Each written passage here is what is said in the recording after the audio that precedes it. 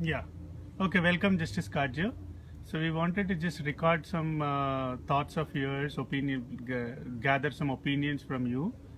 The first topic we want to choose is about Mahatma Gandhi and his role in the freedom movement of India.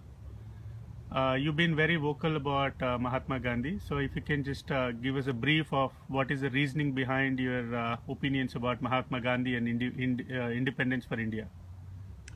You see, there is a total myth that it was Gandhi who gave freedom to India. It is totally false. He is regarded the father of the nation when in fact he did great harm to the nation. He is called a Mahatma uh, as if he is a great sadhu when he was a hypocrite. The truth was that Gandhi came to India from South Africa in around 1915 and he was assassinated, as you know, in 1948. So he was about 33 years in India.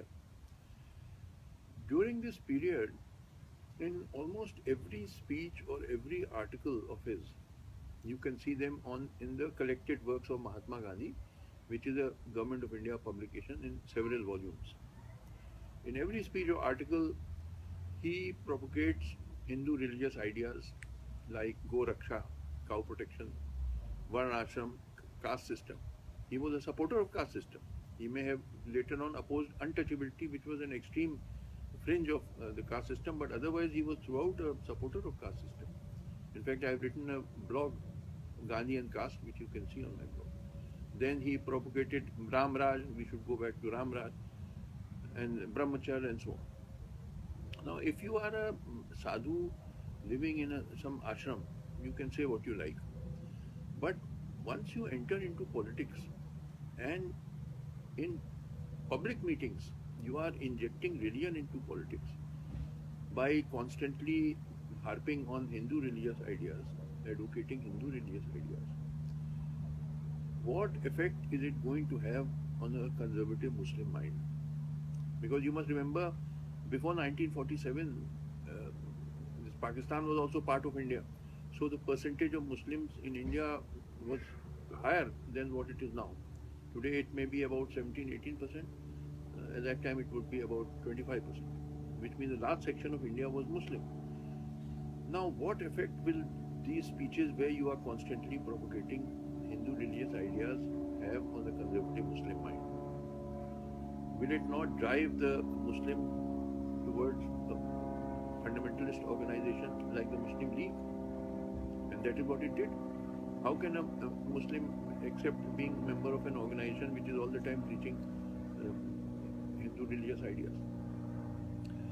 So, in this way, Gandhi was serving the British policy of divide and rule by dividing Hindus and Muslims, by driving Muslims towards Muslim fundamentalist organizations. Right. And So, therefore, was he not objectively a British agent, as I have called him? wasn't he the one responsible for the secular fabric of India today? Was he not the basic reason that India is secular today? See, this is also a hypocrisy. While claiming to be secular, if you keep on propagating Hindu religious ideas in public meetings, if you keep on injecting religion into politics, then are you secular? You keep saying, I'm secular, but your deeds are different from your words. They are not matching each other. You all through for 30 years or more, you keep on propagating Hindu religious ideas.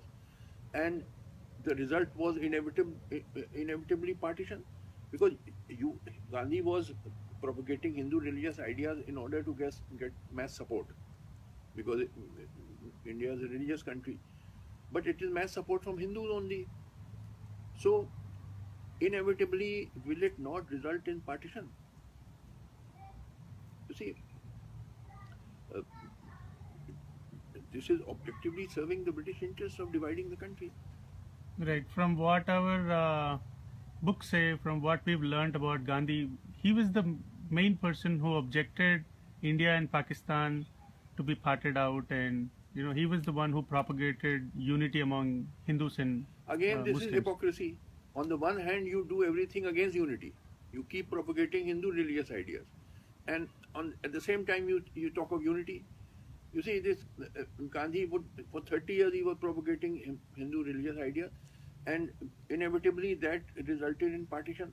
Now, when the partition flames are rising, when the house is on fire, then he rushed to Noah Khali to pacify the communal tension and all. See, first you yourself put the house on fire, and then you do the drama of trying to throw some sprinkling some water on the flame. Why did you set the house on fire in the first place? So is this not hypocrisy? First you are putting a house on fire, and then you are doing this drama of trying to douse the flames. Gandhi was a hypocrite. He spoke of secularism, but he was practicing something just the reverse. You see, people don't know all this. But please read the collected works of Mahatma Gandhi published by Government of India in several volumes. In every speech he is propagating Hindu religious ideas. Cow protection. He says, I will spread cow protection throughout the world. He's openly, in public meeting, you are talking all this. In political meetings, why are you injecting religion into politics? In fact, at that time, Jinnah was patriotic in 1920 or so. He objected. He said, Mr. Gandhi, this is a very dangerous thing you are doing, injecting religion into politics. But Gandhi wanted to become a Mahatma, a saint. He kept on doing it. Later on, of course, Jinnah also turned communal. So it was all hypocrisy. And he is said to be the father of the nation, and he got independence for India. It is all false. India became independent not because of Gandhi, but because of the Second World War, when Germany attacked England. And in fact, possibly Germany would have conquered England, but for the American help to England.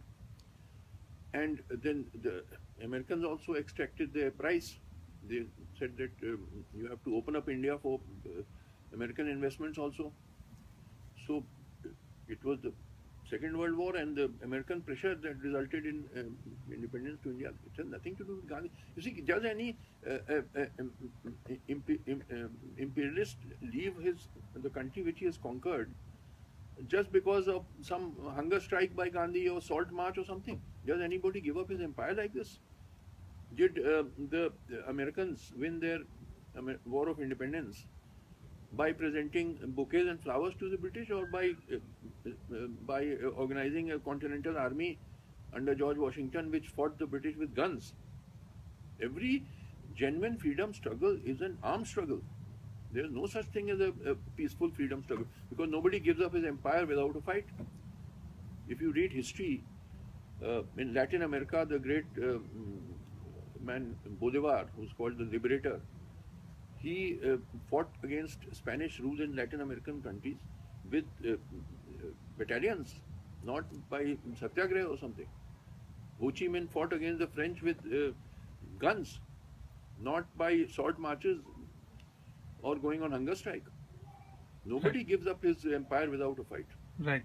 So now coming back to Indian independence, what do you think is the role of Bhagat Singh and his team that they contributed to the freedom movement of India? See, I'm a great admirer of Bhagat Singh and others like Chandrasekhar Azad, Surya Sen of Bengal, who is known as Master Da, Khudiram Bose and Ram Prasad Bismil, Rajguru, Sukhdev, etc. These were the genuine freedom fighters, because they took to the road of armed struggle, which was the correct road. But they had just started it, and the British became very scared that this will lead to a genuine revolutionary struggle against British rule. So the British brought in Gandhi, and he diverted that genuine freedom struggle towards a harmless channel called Satyagraha, which would not harm British interests. You know, by singing Raghupati Raghav Raja Ram in public meetings and thumping your chest and going on hunger strikes, will that result in British leaving India? So in fact, had the Second World War not broken out, India would have remained under British rule. Those are the real freedom fighters whom I respect a lot. Bhagat Singh and Chandrasekhar Azad, Master Da, and Khudiram Bose and all. But their names have been relegated in our history books to the footnotes.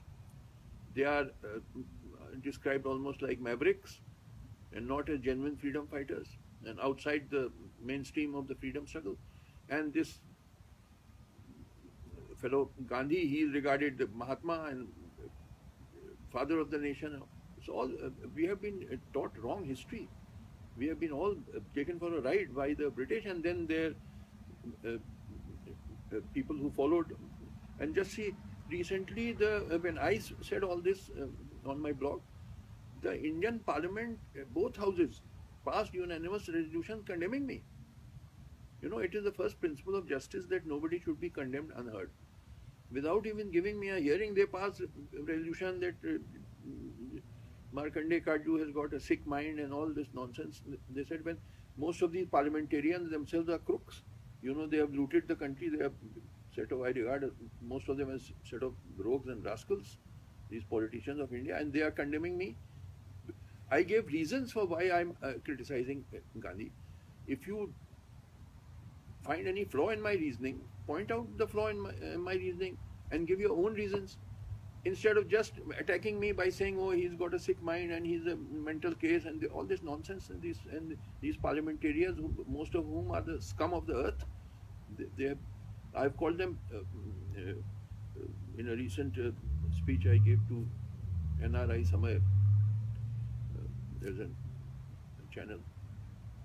I said, you coined a word called politistitutes, that they are worse than prostitutes.